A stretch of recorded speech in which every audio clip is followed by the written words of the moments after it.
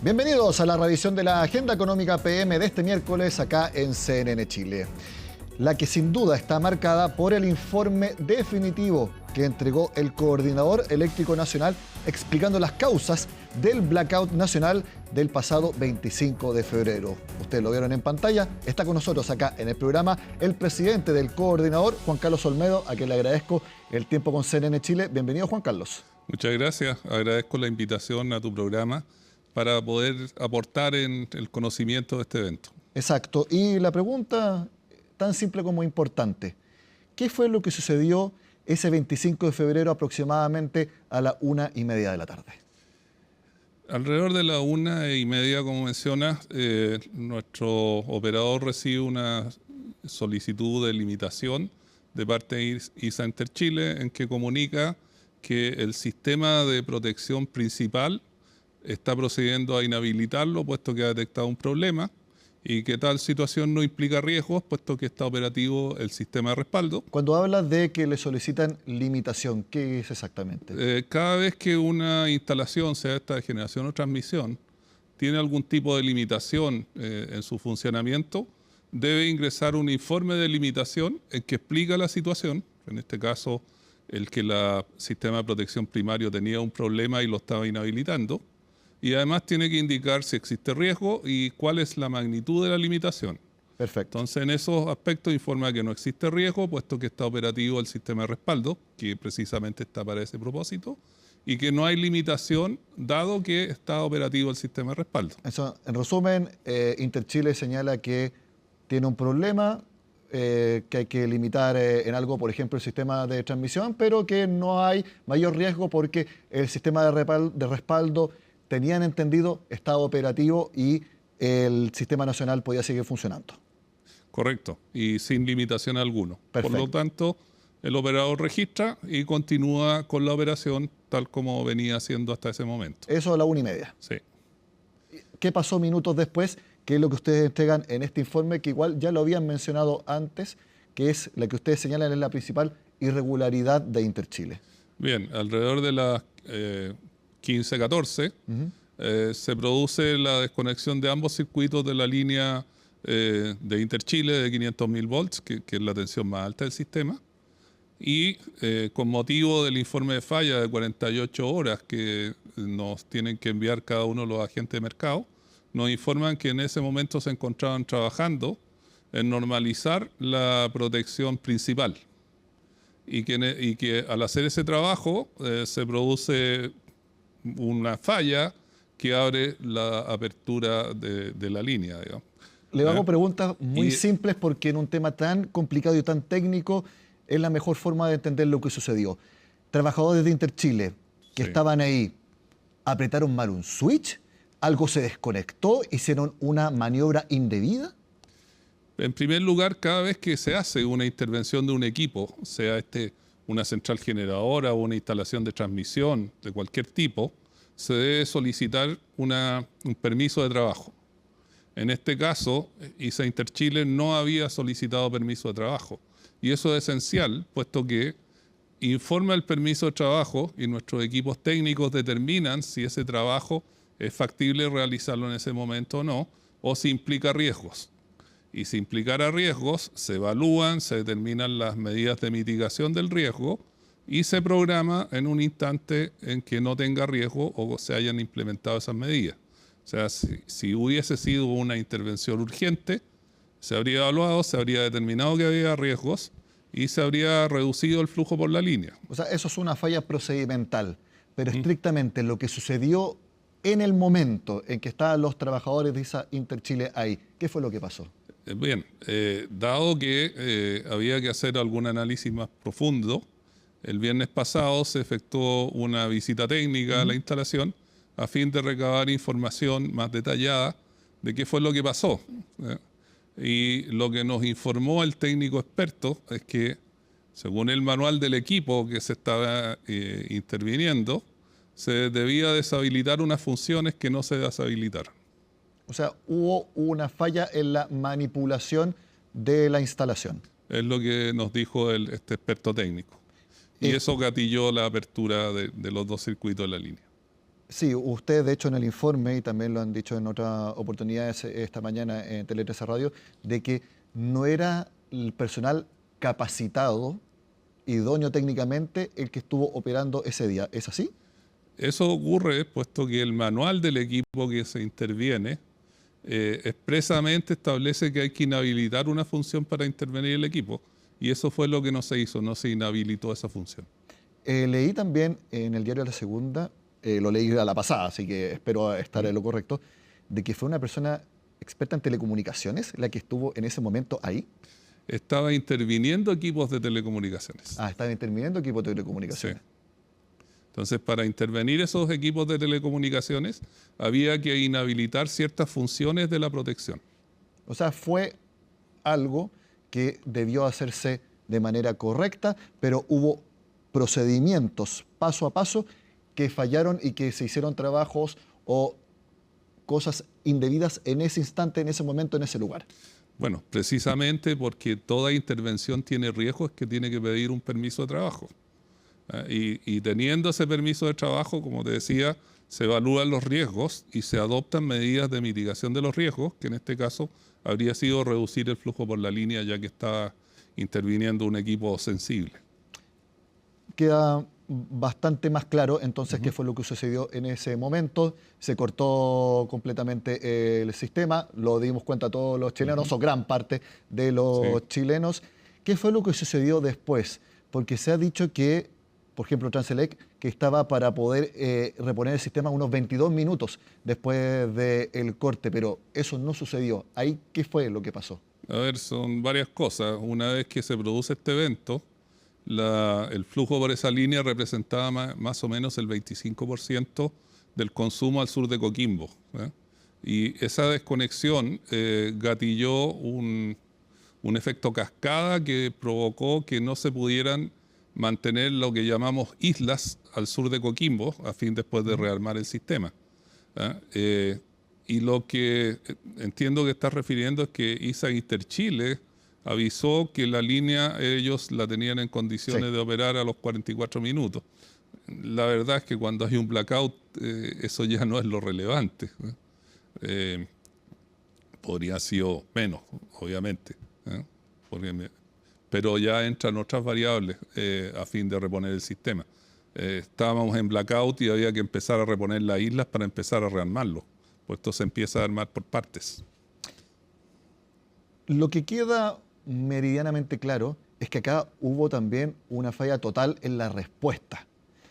Generadoras, mismo Transelec y Center Chile ha dicho que estaban con la posibilidad en pocos minutos de responder, pero que falló la comunicación con ustedes, con el coordinador eléctrico nacional. ¿Es así? Fallaron las comunicaciones porque muchos culpan también a la gestión de ustedes en ese hito. A ver, nosotros tenemos un sistema que monitorea la red eléctrica y ese sistema se nutre de datos que envían las distintas empresas generadoras y transmisoras. Y además, normativamente, cada empresa tiene que habilitar lo que se llama un sistema de comunicación punto a punto, es decir, una suerte de teléfono rojo con cada uno de los agentes del sistema. Y la normativa establece que esos canales de transmisión de datos y de comunicaciones tienen que ser de altísima confiabilidad. De hecho, habla de un número que va a sonar bastante grande, que es al menos 99.5%. Y con motivo del apagón, dejó de fluir la información de datos del sistema hacia nuestro sistema de SCADA y se cortaron los canales de comunicación de voz. O sea, ese 99,9 es solamente algo escrito en papel y nada más. No se cumplió en ese momento, pues la mayor parte del tiempo se cumple. Si nosotros monitoreamos mensualmente el estándar tiene base mensual y mensualmente se informa y se reporta, y es de público acceso, está en nuestro sitio web, digamos. Por eso tiene que ser transparente. Entonces, eso está reportado, estaba monitoreado, que se estaba cumpliendo en forma relativamente normal. Y eso hizo que, producto de la falla, algunos sistemas que llaman los SCADA, que es el sistema de supervisión y control de las redes, porque a través de eso se monitorea, son los ojos, y además se puede operar en forma remota. Y hubo algunas empresas que perdieron el sistema SCADA, con lo cual no tenían visualización remota ni capacidad de operar. ¿Y eso es responsabilidad de cada una de las empresas el no poder ver el SCADA? Efectivamente. Esto porque el coordinador eléctrico es como un director de orquesta, ¿no? Y como director de orquesta yo no soy responsable de que, no sé, el violín esté en buenas condiciones, con las cuerdas óptimas. Esa es responsabilidad del músico que lo va a tocar. Bueno, acá es lo mismo. La empresa que es propietaria de este SCADA tiene que tenerlo en condiciones operativas para cumplir con el estándar de confiabilidad que tiene. Ahora, yo, en conjunto con otros profesionales de CNN Chile, han hablado con actores de la industria que señalan que se tienen que hacer muchos ejercicios, se tienen que hacer muchas revisiones y que el Coordinador Eléctrico Nacional hace bastante tiempo que había dejado de hacerlos o no los hizo con la periodicidad que debería hacerlos. ¿Cómo responde a esa? Como te decía, nosotros normativamente tenemos que emitir informes periódicos a la autoridad respecto del cumplimiento de una serie de estándares. Entre ellos está este estándar, que te decía, de disponibilidad de los canales de comunicación y envío de datos, y eso se hace a nivel mensual y se publica en nuestro sitio web, y además enviamos un informe anual de desempeño. Entonces, basta con ver la información que nosotros tenemos públicamente con absoluta transparencia. Se monitorea, de hecho tenemos sistemas computacionales que monitorean esta disponibilidad de datos y la confiabilidad de los canales de voz. Juan Carlos, también hubo pedido para que se enviara energía desde Argentina. También falló la línea de transmisión de AES. ¿Qué pasó ahí también? A ver, hay un decreto del año 2022 entre el ministro de Energía de la época, Claudio Huepe, estableció las reglas para hacer intercambios de energía con Argentina, tanto de importación como exportación. Y ahí se dispone la forma en que hay que proceder en caso de requerir importación de energía. Cuando ocurre la falla, la dirección ejecutiva nos notifica que Argentina ofrece un aporte de 80 megawatts para responder el sistema, que era un monto relevante para efecto. Sin embargo, tuvieron problemas técnicos para poder hacer esa transferencia de aporte. Usted mencionó que el coordinador eléctrico fue un director de orquesta y que en algunos casos son los músicos los que tienen los problemas. Sí. Pero aquí, uno desde afuera vio que todos los músicos tuvieron problemas. Ahí entonces sí hay una responsabilidad del director de orquesta y por eso le pregunto nuevamente, ¿cuál es la responsabilidad en todo este blackout que tuvo usted al frente del coordinador eléctrico? Bien, tal como comentaba al principio, ayer se emitió el estudio de análisis de falla que revisó más de 1000 informes y en función de esos informes se sistematizó toda la información del apagón y a través de ello se va a poder determinar la autoridad competente, que es la Superintendencia de Electricidad y Combustible, las responsabilidades que se derivaron. Y no te diría que todos fallaron. Hay varias cosas que funcionaron como se esperaba. Es la sensación que nos quedó. Sí, pero ahora te lo digo. El análisis de la información muestra que no todo falló, fueron algunas cosas. Sin embargo, fueron elementos de alto impacto, o sea, que falle una SCADA que más o menos permite controlar el 80% de las centrales que tienen que dar la reposición de servicios complejos. ¿Qué va a tener que reforzarse entonces? Porque usted mencionó también que esto es un antes y un después. Sí, justamente con este informe ahora viene la fase de determinar qué acciones tomamos porque hay que sacar lecciones aprendidas. En lo inmediato se había ya dispuesto 2 auditorías, uno al sistema SCADA, una empresa transmisora, y en el caso de Intersys Chile, una auditoría de los sistemas de protección y comunicaciones. Además, se están evaluando otras auditorías eventualmente en función del análisis que se ha hecho. Y en lo inmediato te diría que uno de los temas que ocurrió fue la pérdida de estos canales de voz punto a punto, lo que nos hace un llamado a decir, oye, aquí va a haber que implementar un sistema de comunicación alternativo de alta confiabilidad también, cosa que sea respaldo, porque al perder esos canales punto a punto hubo que empezar a operar con celulares. Eso le iba a preguntar. Con la confiabilidad que tiene la red de celular, que no es la misma confiabilidad de un sistema punto a punto. Entonces, como primera conclusión, tenemos que tener un sistema de respaldo de comunicaciones de alta confiabilidad. se espera que la línea Quimarlo-Aguirre o tenga su aprobación para este año. Si hubiera estado operativa, ¿hubiera podido evitarse el blackout completo al tener una línea de transmisión completamente separada y tener más redundancia en el sistema chileno?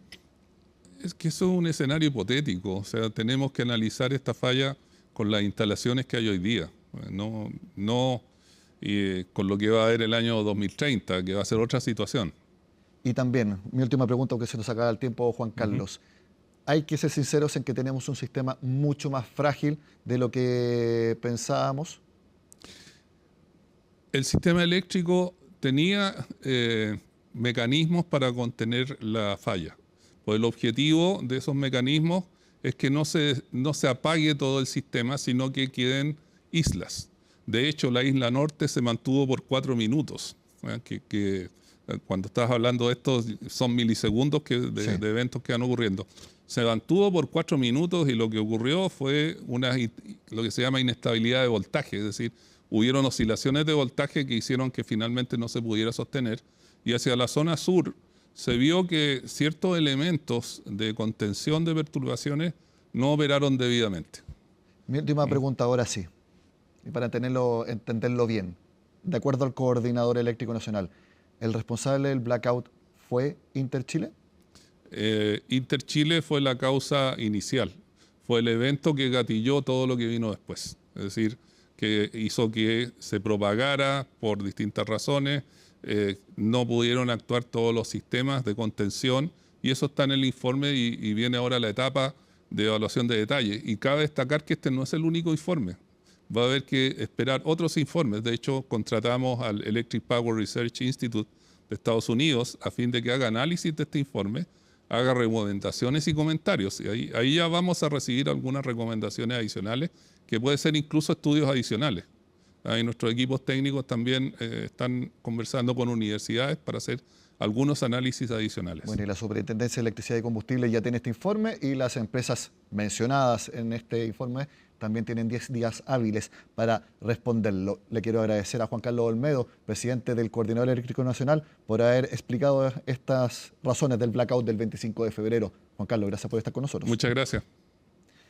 Hacemos la pausa y volvemos con más Agenda Económica.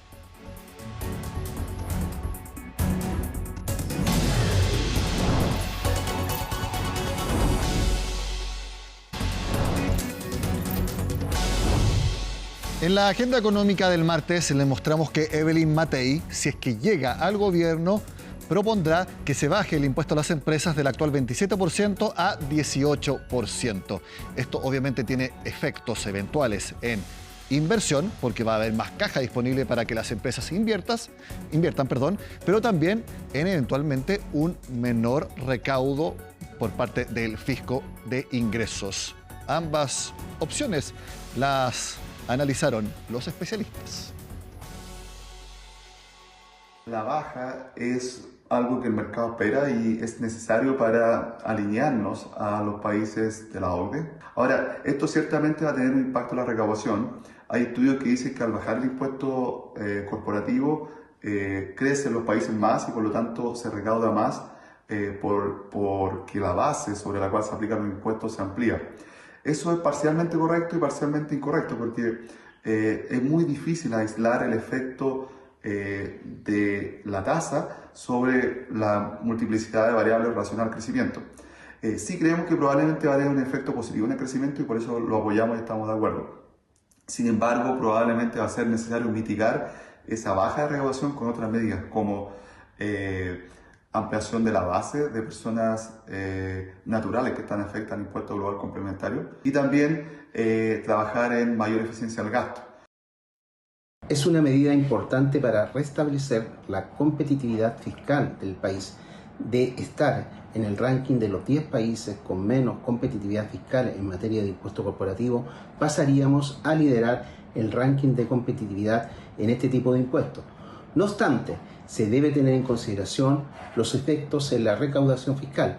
Bajar casi 10 puntos la tasa de impuesto corporativo implicaría una menor recaudación fiscal en torno a 1,3 puntos del PIB, lo que no necesariamente se compensa con el mayor crecimiento que se obtendría. Por tanto, sería importante complementar esta medida con un importante ajuste fiscal, con ampliar la base de impuestos personales y con mayor eficiencia del gasto fiscal. Cambiamos de tema porque debido al tipo de cambio, desde hace algunos meses Brasil es uno de los destinos favoritos de quienes viajan desde nuestro país. Precisamente es también uno de los destinos con más descuentos en un nuevo Travel Sale, del cual nos cuenta detalles Natalia Muñoz. Brasil. Me gustaría Brasil. Brasil es uno de los destinos favoritos de los chilenos. ¿Qué les gusta tanto? Es que es barato, bonito, se pasa bien. Y es bueno, es bonita las playas, barato. Cercanía, playa, solo conveniente en costos. Es que el real brasileño no estaba tan barato en los últimos 5 años. Brasil fue el destino más vendido del año, no solo Río de Janeiro, también Florianópolis, Salvador y norte de Brasil también. No solo es atractivo el paisaje y las playas, sino que el tipo de cambio sigue siendo muy favorable. ¿Qué se ve beneficiado con estas caídas del precio del dólar? Los paquetes turísticos, la tecnología, todo lo que es viaje, ya que la mayoría de los productos acá en Chile son importados. Y también se podrían ver favorecidas otras monedas como el real, y por eso hemos visto muy atractivo y muchos viajes de chilenos a Brasil. Es que el dólar ha dado un importante respiro. Tal como pasó este miércoles, se espera que fluctúe en un rango estimado entre 910 y 925 pesos, precio que conviene más que antes para compras de viajes internacionales, lo que se junta con el adelanto del primer Travel Sale de este año, que comenzará el lunes 24 de marzo y por 3 días habrá descuentos de 20 hasta 60%. El sitio ya está disponible para vitrinear y conocer todas las marcas que están participando, registrarse en las marcas, ver cuáles son los destinos. Nos han informado las marcas que van a haber descuentos 55 hasta 60% de descuento.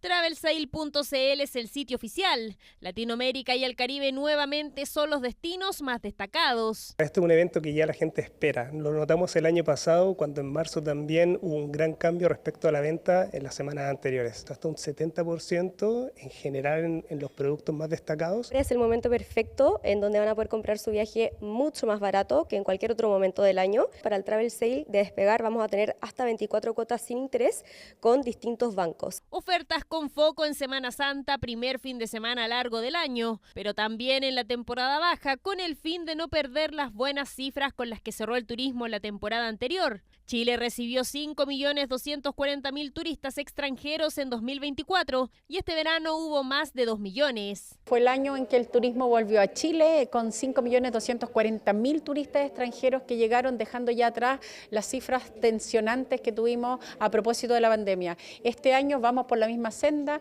en lo que va del periodo estival hasta febrero de este año, considerando desde diciembre 2.100.000 turistas. Nosotros creemos de que el año 2025 debería estar igual o mejor, y eso marca que de alguna manera deberíamos estar cerrando el proceso de reactivación, así lo esperamos. Semana Santa y todo lo que estamos ofreciendo en el Travel Sale también sea muy atractivo para las nuevas compras. Se registró 54% más turistas que el año pasado. De ellos, 3 de cada 5 son argentinos. Muchos vienen a hacer turismo de compras, lo que impulsó el crecimiento de nuestro país a fines de 2024. Cifras que se reflejaron en el último IMASEC, con crecimiento de 8,4% anual en el comercio. Paseo, compras, sí, un poquito de todo. Ciertas cosas que sí y ciertas cosas que no. Televisores, por ejemplo. 5-1 la diferencia del precio. Nosotros vinimos a conocer y a dar una vuelta, pero no exclusivamente a comprar. Sí que hay gente que viene a comprar. No, por los precios, la verdad, sí, sigue comiendo Chile, venir de Chile. Chile tiene 76 destinos potencialmente turísticos que se buscan fomentar en el extranjero, pero también con los chilenos. Hoy día las personas están invirtiendo sus ingresos mayoritariamente en el mundo de los viajes, de las experiencias y de la gastronomía. Así que esperamos que muchos chilenos se vean beneficiados con este nuevo Travel Sale. Los consejos: comparar precios, no endeudarse con montos que no se podrán pagar y planificar las vacaciones. Con estas ofertas de viaje terminamos la agenda económica PM de este miércoles. Sigan acá en CNN Chile.